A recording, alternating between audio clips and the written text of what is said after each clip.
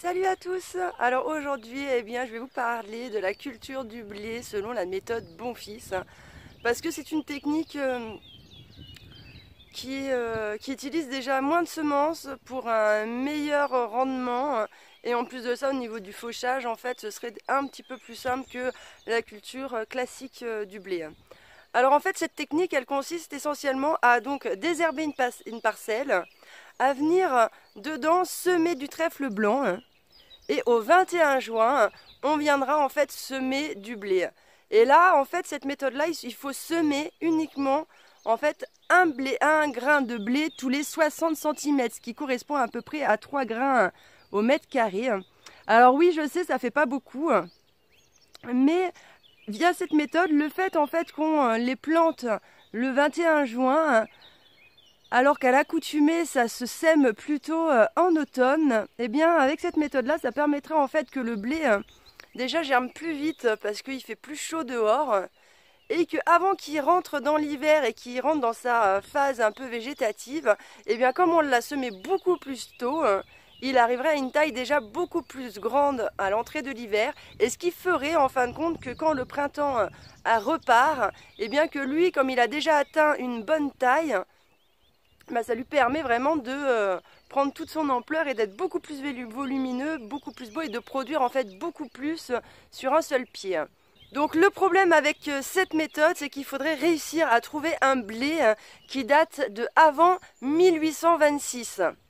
Alors clairement, c'est des fois difficile de trouver à partir de quelle date la semence a été implantée ou comment ça s'est bidouillé l'histoire. Alors du coup, j'ai pris du blé ancien. Et je sais pas de quand il date, mais c'est voilà, je testerai comme ça. De toute façon, la méthode, elle dit quand même que on peut faire ça avec du blé récent.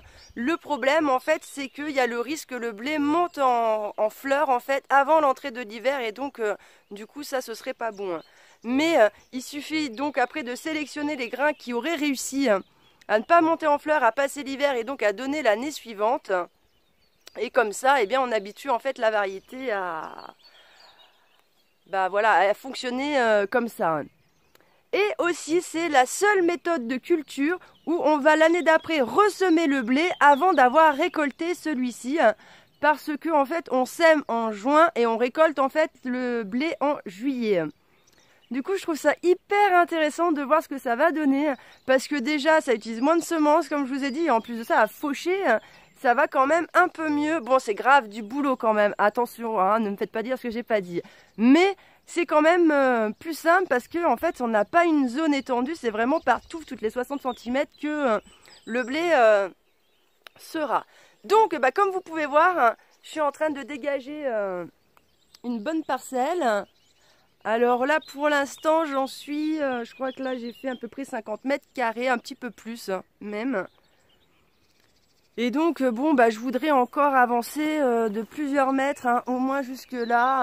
J'ai mis des morceaux de bois là pour délimiter un petit peu mon espace. Ce que je fais en fait, c'est que j'avance au fur et à mesure. Et en fait, je sème après au fur et à mesure de ce que j'ai dégagé. Parce que franchement, c'est quand même pas mal de taf. Et comme j'ai d'autres choses à faire aussi que ça, je me dégaine une petite parcelle et avec, je mets un morceau de bois là, et donc je sais que tout là j'ai semé, et après j'avance et je sème au fur et à mesure.